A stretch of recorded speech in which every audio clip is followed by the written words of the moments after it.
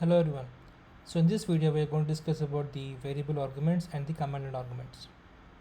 So until Java 1.4 version there was no support for the variable arguments, and from Java 1.5 and higher version we have support for the variable arguments.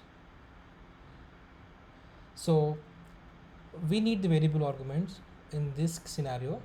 So suppose you have a method and you have two arguments and you're calling that method by passing two argument values, but in sometimes you may have to pass more than two values for your need. Okay, so in that case you will end up in writing another method with three arguments. Okay, so if you make use of the variable arguments with the same method, you will design it such that you use the variable argument in the method arguments, and it will work for either two arguments. Even if you pass three arguments it should work, or even if you pass more than three argument also should work. So that's the main advantage of the variable arguments. So let's try to understand this through a program. So I have created a method add values inside the main class, and from the main method I'm calling the add values method.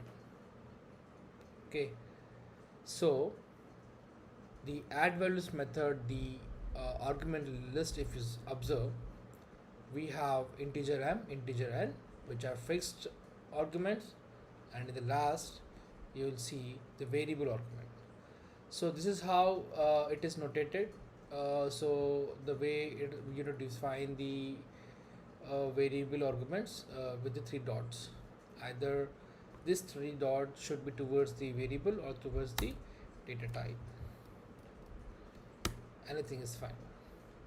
Okay, so this or that, the previously defined way, either of the way it is correct. Yeah, but you can't have this three dots post this variable. So yeah, so two ways you can define. So this is about the add values method. So it contains two fixed variable. One is the variable argument. Okay, and what I'm doing inside this method, so I have created a integer array k, which is storing the reference of the variable argument. Actually this variable argument internally it is implementing the one dimensional array. That's the reason you can assign the variable argument straight away to a integer array. Okay, and then what I'm doing here is I'm printing the size of this array. Nothing but you are printing how many variables we are passing, how many variable arguments we are passing to this method. And in this next print statement, yeah, we are as usual, like we are just adding this to number. Okay, so but our main focus is on the variable arguments. So what I am doing here is I am passing m value is 3, n value is 5, and the variable argument I am passing only one variable argument, which is 0. So if I run this, let's see what's the output. Yeah, so the L size is 1 because we have passed only one variable argument, 0. The array contain only one element, as a reason the length is also 1. Okay, and let's try to, yeah, the other print statement is the addition of this to number, so it's 8. Yeah, let's try to pass few more values. Let's pass some, yeah, 4 values. See, now you are varying the number of arguments, but still there is no compilation error. It still takes these arguments because in the last you have defined the variable arguments, so it can take from 0 elements to n number of elements. Okay, so you can pass any number of elements. Either you if you won't pass any values also fine, but if you're passing more than one value is also okay. So in this case it should print the array size as 4. Let's see what it is doing. Yeah, so the L size is 4 now, and Now don't pause anything and see if the array size is 0. Yes, the array size is 0 now. Good, right? So this is how the variable argument will work, and there are two rules in the variable arguments. So the variable arguments should be at the last. So among the list of arguments for your method, if you want to define some variable argument, then that should be the last argument for that method. Okay, and the second rule is you can define only one variable as a variable argument. You cannot define two variables as a variable argument.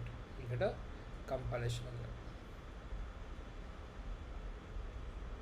Okay, so this is a thumb rule. So we need to follow these two rules. Okay, so this is all about the variable arguments. Next one is command line arguments. So let's comment out this line. Yeah, now what I'm doing here is, now I don't need this method. Let's remove this. I just have a main method inside the main class, and I'm just printing the argument length. Okay, so basically what is a command line argument, we'll try to understand. So you run this program, right? You run this program. So while running this program, you can pass some arguments from the command line. You basically run this program. If you're running this program from the command line, you can specify Java space main.